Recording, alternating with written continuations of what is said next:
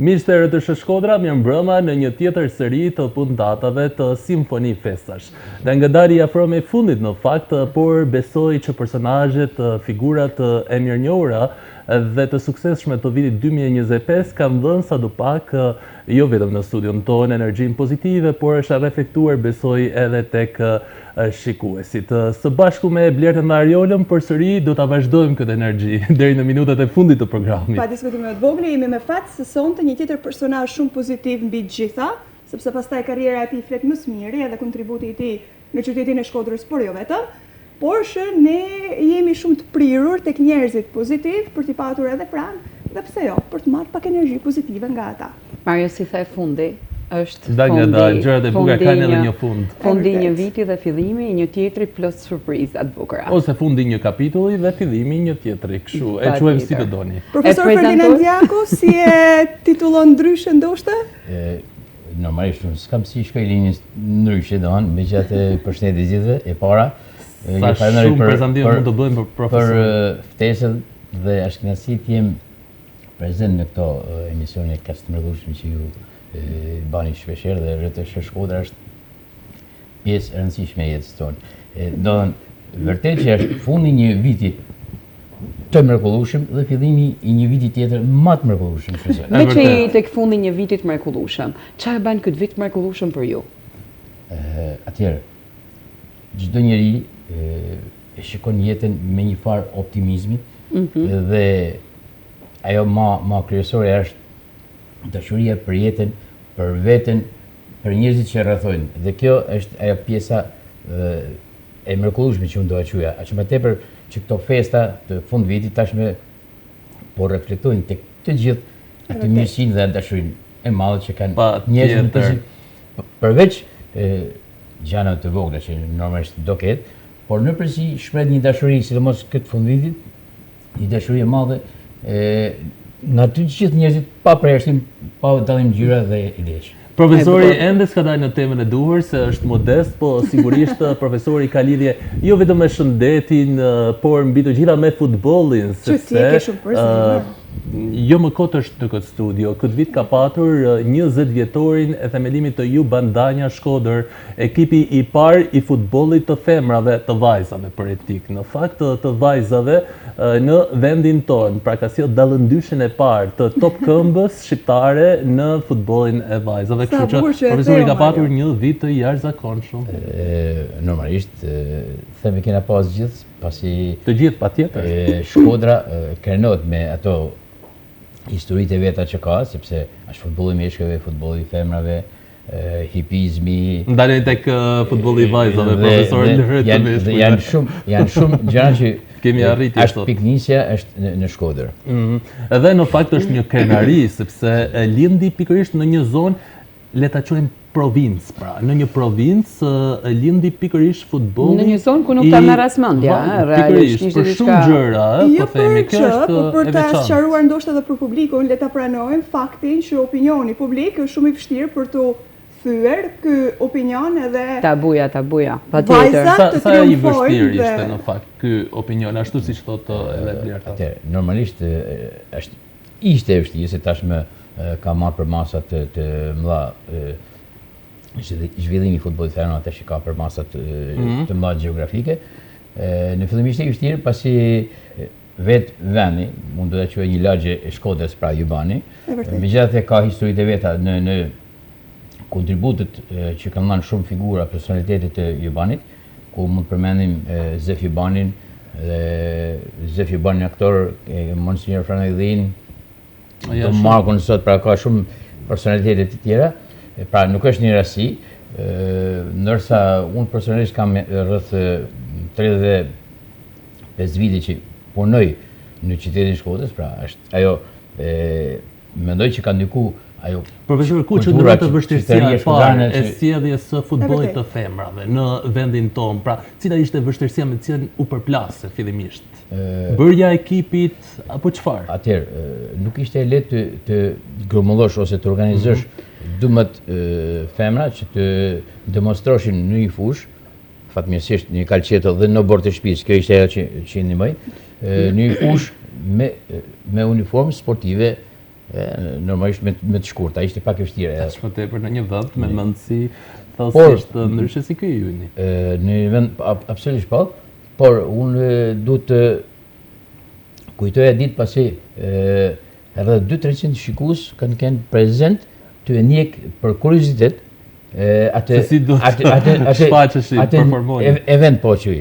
Edhe kanë qenë përballë njëra tjetrës apo kundër një skuadre tjetër? S'kishte një skuadër tjetër. S'kishte, e parë. Atëherë unë i ndava dy grupimet e vajzave, 5 nga 5. Pra me uniformat të ndryshme, që dalloshin njëra tjetër normalisht, dalloshin nga fusha. Ishte edhe Paula pjesë e skuadrës? Ishte Lizana Bashortja dhe Emanuela Jaku, vajza e madhe. Pra, po edhe Paula do të integrojë më vonë në fakt. Mua bën përshtypje që si familje kanë mbështetur edhe si ide dhe si dëshirë për ta vazhduar. Kjo është e bukur. Faktikisht mbështetja piknisja gjithmonë është familja. E vërtet në këtë periudhë. Ne kemi të shprehën që burri është koka ndërsa gruaja është qafa. Megjithatë, bashkëpunimi juve këtë. Jo, në këtë rastin mendoj që janë nuk është krejta që ndar me thik. Bashkëpunimi kokë. Do të diskutojmë puntatën tjetër, Mario, që jemi ne të tre së bashku. Pra ishte dhe bashkëria ishte dakord në momentin kur në 11 nac kur ne po organizoheshim familjarisht. Ajo ishte dakord me propozimin tim dhe pas 3 ditëve unë organizova së bashku me kushinin tim Marin Jaku, i cili luajti rolin e trajnerit dhe të Albidit, por du të theksoj. Me datën 6 shtator kam bërë filmimet. Me datën 7 unë i kam edhe në mediat e Shkodrës, të cilat unë du t'i përgëzoj. Dhe pasqyrimi i parë një ndeshje futbolli ka qenë tek mediat e Shkodrës. Sa bukur. Mario, dhe ti më në fund morë përgjigje se çfarë ndodh mbas 12 natës. Mbas 11 natës është vendosur që do të vazhdojë një ekip femrash për të dhënë kontribut. Ishte një ide spontane. Sa e bukur. Ide spontane, po që është mbështet nga të gjithë ata që ki pasur pranë. Realisht jam kurioze, du me kalu në një sferë tjetër, se po e la me Mario, na që në tanë intervjistën të futbolli. Kam dëshirë që t'jemi pak tek mjekësia, ka pas shumë arritjes këtë vit Shqipëria. Si shihni mjek shqiptar, mu më duken me të vërtet herojnë realisht, mendoj që kanë nevojë për më shumë aparatura, më duket mjekësia shqiptare, që ata t'japin sa më shumë kontributin e tyre. Realisht po. Atëherë unë kam 36 vite në mjekësi dhe periudhën e fundit kam qenë kryeinfermier i urgjencës Spitalit Regional të Shkodrës dhe mjekësia e Shkodrës në periudhat në këto 30 sa vite, se mos ishin disa periudha të vështira, 97-a dhe 2000-a. Është periudha më e vështirë 97-a realisht, dhe kujtoj një. Mjekët e Shkodrës janë heroj, jo vetëm Shkodrës, unë po flas për Shkodrës që i njoh. Po flasim për Shkodrës, por unë përgjithsova që në fillim janë heroj, mjekët në Shqipëri janë heroj realisht. Heroj dhe unë tu ta preku pak pjesën e politikës. Jo se na shqiptarët së më të rinjë pa përmend, por politika nëse në periudhat caktume, për arsyna këtë personalet atyne që janë në pushtetin politik, ndikote ose krijote një impakt negativ tek mjekësia. Jo, mjekësia është pjesa më e rëndësishme, më e mrekullueshme, sidomos në Shkodër. Është vërtet. Ku ndihesh më mirë, profesor? Më fal Ariol, por nuk po rria. Se nuk jemi asnjëri nuk durojmë, sot i duam të gjithë përgjigjet. Është vërtet. Ku ndihesh? Tek sporti apo tek mjekësia? Atëherë, mjekësia është dashuria e parë. Nuk mund ta Sa i ka shërbyer njëra tjetrës?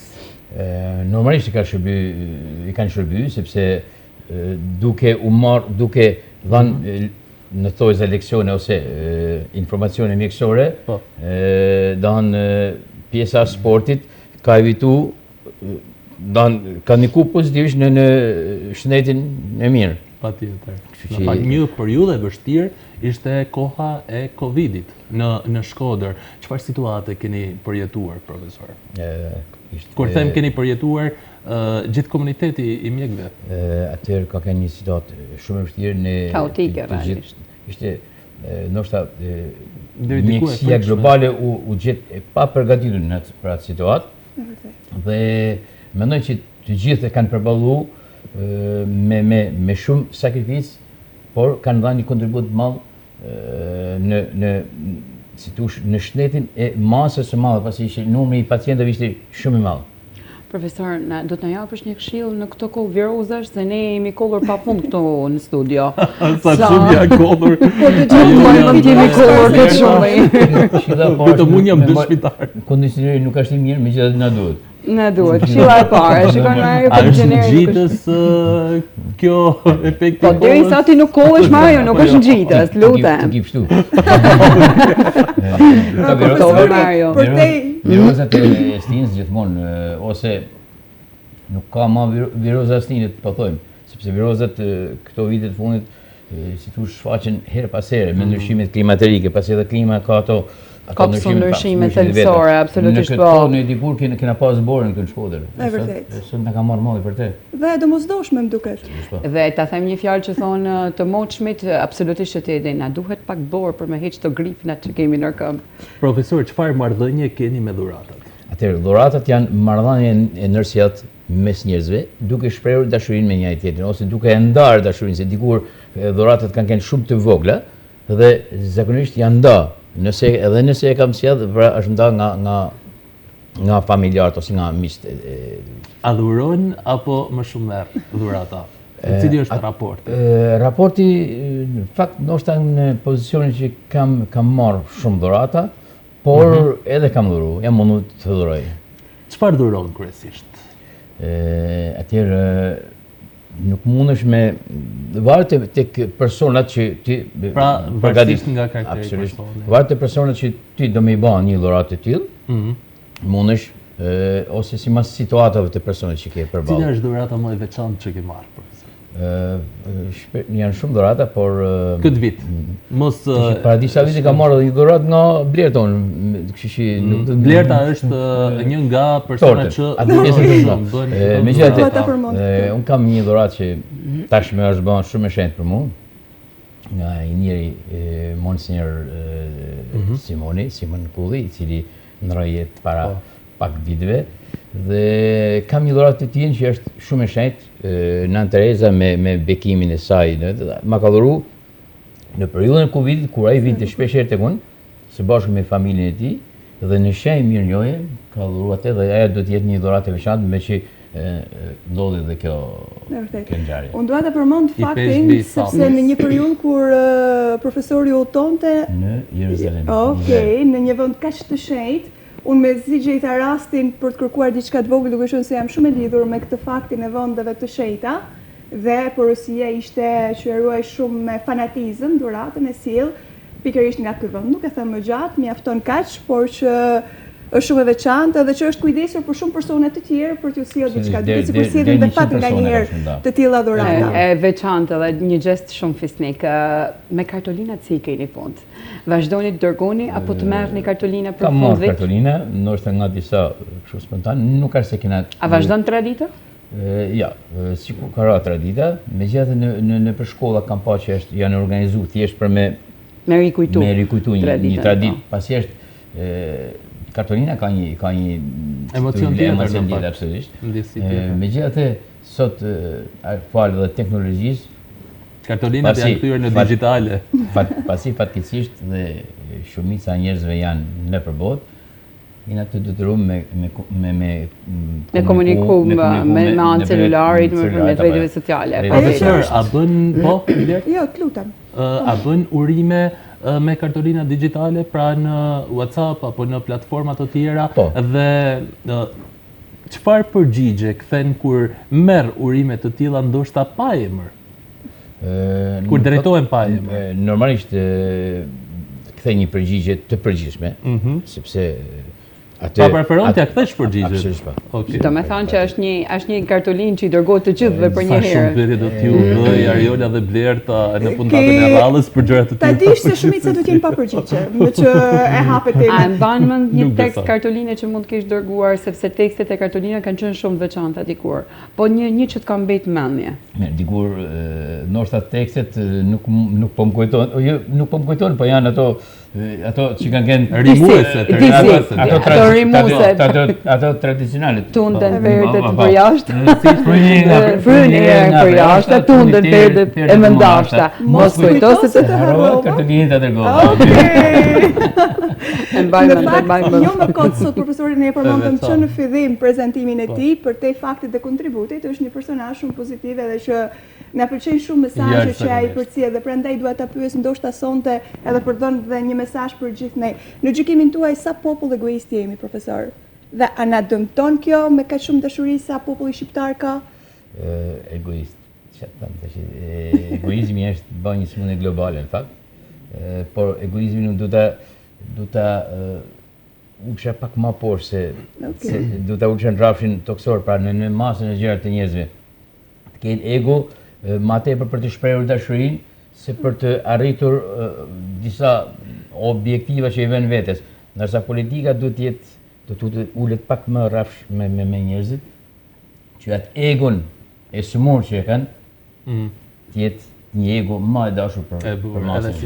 Unë nuk ditë kisha dash me ishtu asgjë më shumë këtij urimi, se kjo është urim. Është në këshill, po në formë urimi. Ke një dëshirë me uru të gjithë tashmë qytetarët për fund vit? Atë normalisht ndjekësit e RTS Shkodrës, pa diskutim. Gjithë Shqipërisë ku është pjesë e rrjetit të Radio Televizionit Publik Shqiptar. Normalisht dëshira e urimeve na shoqëron gjithmonë dhe mendoj që është një kënaqësi kur urojnë ti ke dhe unë uroj gjithë Shkodrën, shkodrant, shqiptarët kudo që ndodhen për paqe, begati dhe lumturi. Sa më shumë dashuri me njëri tjetrin. Dhe kampion në 2026. Urojmë vërtet. Profesori është edhe një gjysh. Profesori është edhe një gjysh shumë i mirë. Nuk rri dot pa acënuar, nuk e di pse këtë vit ka manin për të prekur anën e gjyshërve dhe gjysheve. Është një pjesë shumë e dashur, ndoshta dhe ndjej mungesën e tyre, por jeta është kompensatore, ndoshta atë që ne nuk kemi arritur të marrim nga fëmijët tanë, të shijojmë nga fëmijët tanë, nga rritja e tyre, na rëzon mundësia dhe fati mirë që un kam vajzën tashmë pavarësisht se në Angli unë shkoj shpesh, ka 3 fëmijë të mrekullueshëm, pra Emanuela së bashku me Anton Zallin, kolegun tuaj. E përshëndesim. Ish gazetaren sportiv. Dhe Anuelin, Elianin dhe Anjen. Anueli pas pak ditë ban 10 vjetorin dhe që unë do jem atje se pa tjetër sepse më kërkon. Sa e bukur. Por Anja triumfon ndoshta. Pa diskutim. Anja triumfon ndoshta me që e kemi midis djemve. Shërshia mitort kanë thonë. Profesor, shumë do të dëshironim të të bënim pyetje, por minutazhi i emisionit është pengesa më e madhe e këtij emisioni. Jo vetëm për ne, por për gjithë ata që duan të jenë në shoqërinë tonë. Të falenderoj shumë profesor, një vit të suksesshëm në 2026. Dhe ishte shumë kënaqësi në këtë panel kaq të mrekullueshëm. Faleminderit. Do të rikthehemi pas pak me një tjetër të ftuar që do të na ndriçojë në këtë studio.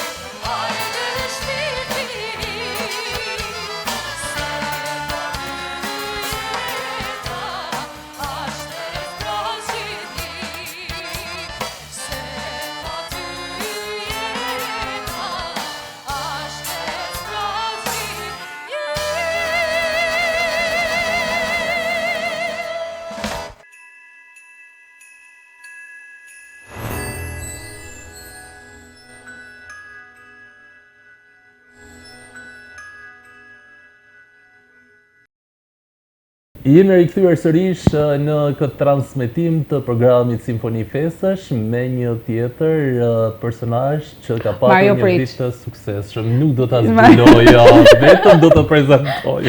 Unë nuk e kisha ndërmend të Lija të zbuloje ti. E zbuloj kamera patjetër. Po të lutem Një zë i mrekullueshëm, një vajzë e jashtëzakonshme, një artiste tashmë, Martina Serreçi. Mirë se erdhe. Mirë se u gjeta. Të mos harroj se ka qenë një vit që ne kemi mbyllur së bashku të si tip maratone le ta quajmë të tillë që kemi shpërndar pikërisht programe të tilla, se kujtut ju se vërtet me kënga juaj në Mario, dashuria jeme e Lulebors. Sepse do të thënë, shikuesit dhe ndjekësit e rregullt të Luleborës e dim, po Martina është fituesja e çmimit të tretë në festivalin e 10 Lulebor me tekst shkruese Ariola Zadrima dhe ke patur një balad, nuk di si ta them unë në gjuhën teknike, se jam i fushës së muzikës, po ka qenë shumë e bukur. E imja e preferuar. Unë ju falenderoj juve sot që më keni ftuar këtu. Se s'bëj furça. Jo, e dina me Mario. Kështu që e kam shprehur për këngën që ka qenë ndër të mia të preferuar. Është shpreh qysh më përpara Mario, para se të fitonte çmimin, absolutisht.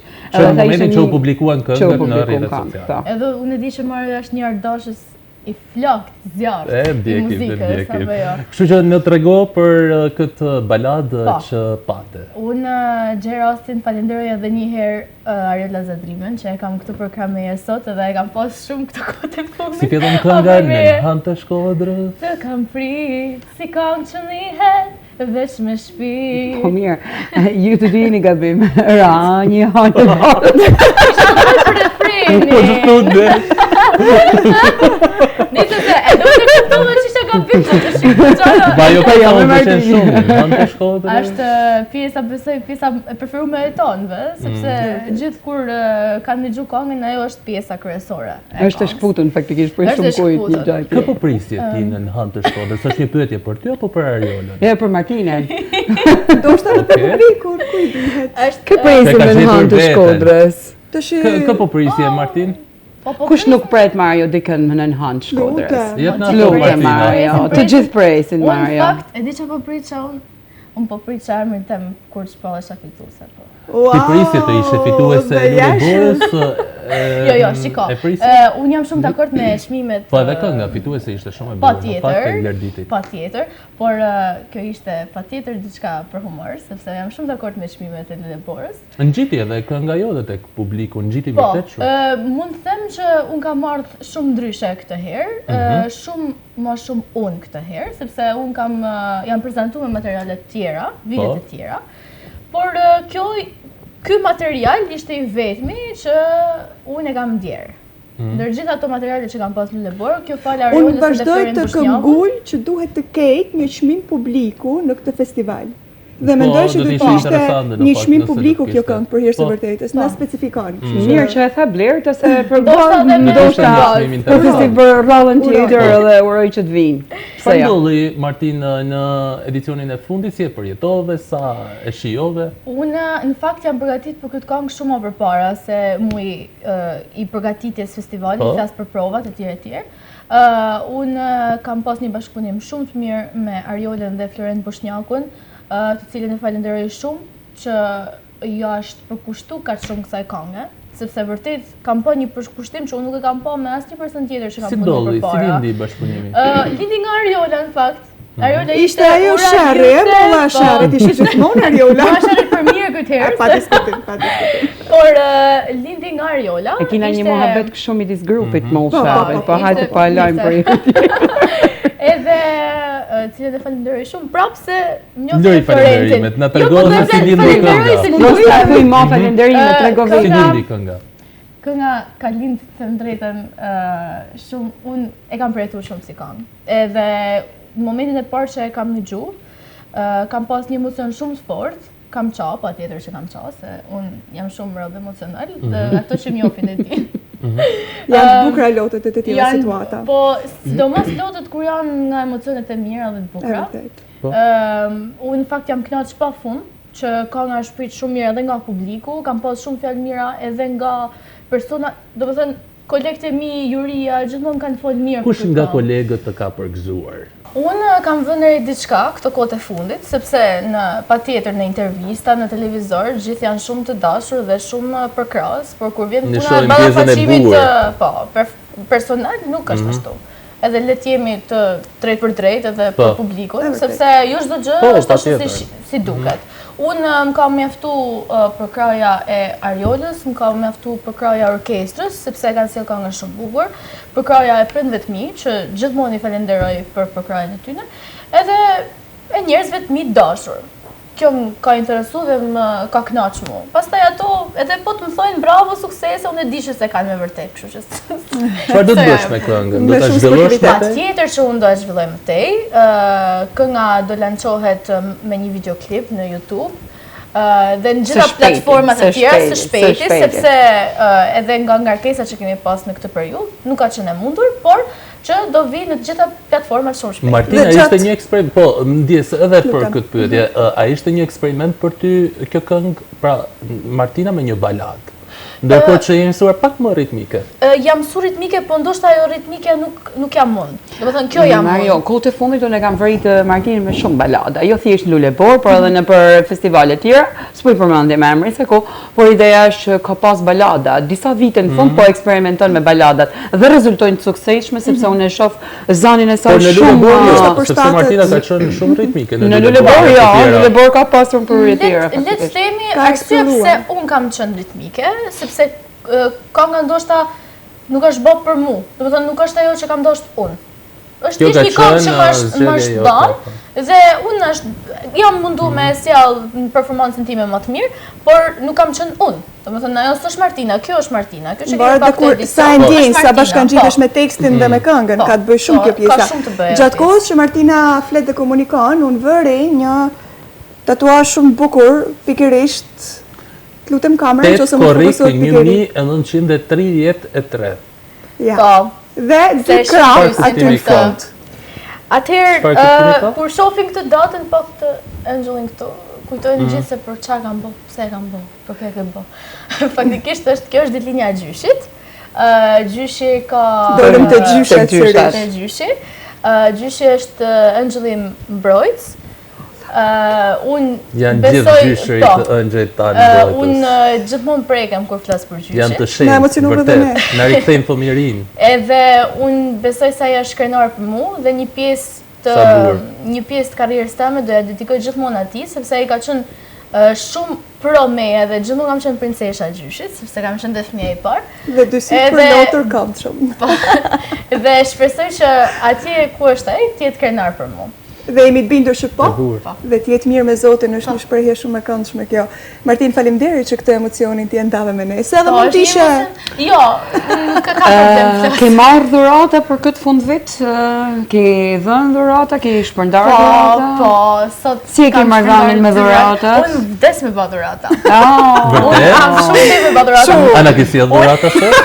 Unë kam sjell një bushesh. Na pëlqen busheshja Martinës. Diçka tjetër. Ajo, te kamera, busheshje për Martinën. Do të marram rap, sa ka dhurat më të bukur se pozitiviteti. Shumë e vërtet kjo. Ma thuaj eksperiencë diplomate Martin, diplomate. Kjo është një anë tjetër ime, gjysë e klipa. Eksperiencën tënde. Dhurata shikit. Po ku të lë? Jo, Mario. Eksperiencën tënde si speaker e lajmesh na përshkruaj pak sepse publiku është habitur paksa. Po, e di gjithmonë kur unë them këtë, të gjithë habiten, sepse unë jam një person shumë pozitiv, shumë i harreshëm edhe lajmet domosdoshmërisht janë shumë stative, janë kështu edhe nuk duhet me qesh. Gjithmonë kur unë them këtë, jam person shumë strikt, shumë stativ, po ja marr një hak kështu, na imito dika, lutem. Sa të ma përshkruaj mua? Një sekond. Unë e di që Ariola do me pa vetin të dubduar. Jo, një person tjetër. Një person tjetër. Do ma një personazh publik, pra. Po mirë, pa tjetër që publik, jo Ariola. Po dhe ti publik. E grim publikun me Ariola, në gjë një tjetër. Aroje, unë kur isha atje, tiri ti po flirtoja me mua. Aroje, isha brenda një jeje dhe unë i doja bajt tim kundra para gjithë shqiptarëve. Po nuk po më lënë të flasim, nuk po më lënë të flasim. Mos e zbula se s'duha, e di. Ka që bukur mëj, ka shtë një shumë personazhi? Ka shumë talente fshehura, ky është një ndër ata. Sa? Ishte kjo Martin. Ato eksperimentojmë pak me Martinën, kam një kokë lajmi dhe dua jo ta interpretosh në variantin e një speaker lajmesh, por me Martinën origjinale. Për shembull një kokë lajmi. Ja, kjo është rritja e përgjegjësimit për shëndetin mendor.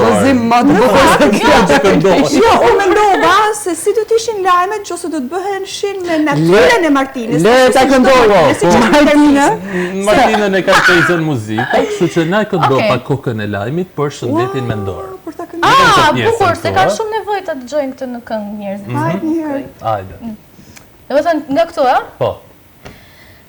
O, zotin ma. Jam kurioze për Rritja muzikën. ndërgjegjësimit për shëndetin mendor e ka kthy shërbimin psikologjik që ofrohet në qendrat shëndetësore të Shkodrës në një rrugë të rëndësishme për mirëqenien individuale shoqërore. Ja doli. E kthej Napoleonin në rritin në ndërgjithësi. Filloj me mora mandolinën, fakt edhe se çau të mbrapa unë veti. Imagjino ta bëjmë një edicion live se kemi filluar marrim këngë vjetra popullore, bëjmë këngë moderne. Cila është kënga më e dashur shkodrane? Kjo ishte jashtëzakonshme. Shkodrane, më ka Edhe shkodrane më këndon feju. ndoshta më shpesh. Hajde pra Martin. Filla Martin. Ka shkumenja me u feju Ja. e me marrë një ulqinak, aman ulqinaku në s'ma do në lela, se m'ka zani si u marak. Ma vitë përshëndes shumë. Ulqinak se s'duhet na ikësh nga Shkodra, kështu që. Ja, maksimumi deri te Tirana e kapim edhe. Ulqin e Shkodër janë si vllai motor. Me gjitha të më mirë në Një shkollë. Ka qenë në 2020. Nëse e njohim një ulqinak, më thuj mu se hymi këtë mami. Se kesh marrë. Duhet të mirë atimin e konekve një. Me që kam kaq miqësi me mamën, po e bëj një tjerë. Desha ulqini det ka Shkodra, në fakt nuk është se ka ndonjë. Po mirë, bollë kemi ne një det, mos ta marrim det atje. 2025 si ka qenë për Martinën? Nuk ka qenë u mbyll shumë bukur. Domethënë 3 muajt e fundit ishin surprizë shumë bukura, 2 muajt e fundit. Por ka qenë një vit i vështirë, besoj jo vetëm për mua, për gjithë, se unë kam pyet shumë njerëz dhe kanë thënë gjithë se ka qenë një vit shumë i vështirë. Besoj se 2026 do të jetë viti im, po e manifestojmë. Kjo është e mirë. Ose se ky vit i 2025 ishte shumë i vështirë. Pse ishte i vështirë? Po kishte shumë Cilat momente shënjuan vitin tënd? Për shumë 2-3 momente që shënjuan? Për mirë, do them të mirën përpara, është muaji dhjetor, muaji tetor, nëntor, dhjetor. Këto 3 muaj janë shumë të bukur për mua, sepse u mbyllen shumë bukur. Flas gjithmonë nga ana personale, jo nga ana profesionale, sepse zakonisht shqyr, le të themi, unë nuk kam pas kur probleme të kjo pjesë, më shprej shumë marë edhe falenderoj Zotin për këtë pjesë. Për sa i përket çështjeve personale, 17 gushti ka qenë një datë shumë e vështirë për ne dhe familjen tonë. Nëse e ndaj? Unë nuk e ndaj dot, ndodhi një aksident tragjik, por besoj se ka qenë shumë e vështirë. Po është e kaluar, besoj. Është e kaluar dhe Martin, sfidat ndodhin për të gjithë, por viti nuk ishte i keq. Sepse Zoti është i madh me nojon, edhe unë e di që ti je shumë emocionuar, patjetër të gjithë përballemi me sfida të ndryshme, por nuk do të themi që ishte një vit i vështirë. Ishte një vit që na mësoi me të kalu sfidat. Kështu duhet të themi. Sepse unë e shoh që ti ke atë energjinë fantastike.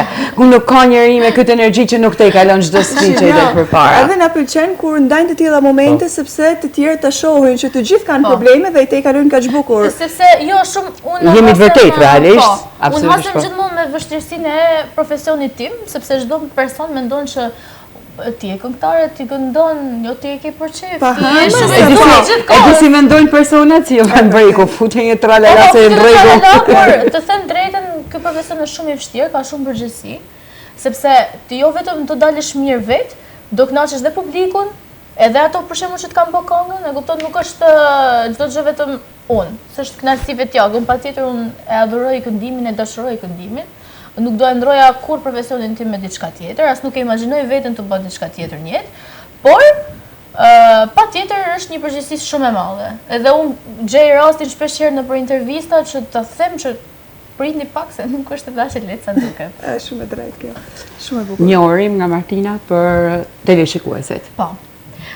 Unë në fakt do jap një urim për gjithë ato që merren me muzikë, sepse kanë nevojë, edhe ato talentet e reja që po fillojnë, janë hapet e tyre të parë, kur mos u dorëzoni, edhe punoni fort, sepse talentin nuk ja heq askush.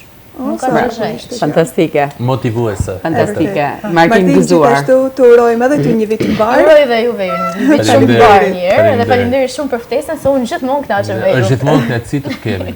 Dhe kënaqësia më e madhe është publiku e ka parë duke u rritur Martinën hap pas hapi, edhe kur e shoh sot këtu për herë së vërtetës, shpreh dhe mirënjohjen dhe kënaqësi që e kam patur dhe kolegë, kështu që ka eksploruar disa fusha për t'i dhënë publikut një Martin që tashmë Eduard Troket. Edhe bashkë kemi një puntat të Patjetër, unë me gjithë e kam një puntat. Është kënaqësi shumë. Ishte momenti i dorëzimit të emisionit, nga unë tek ty. Thashë cili dorëzim Mario?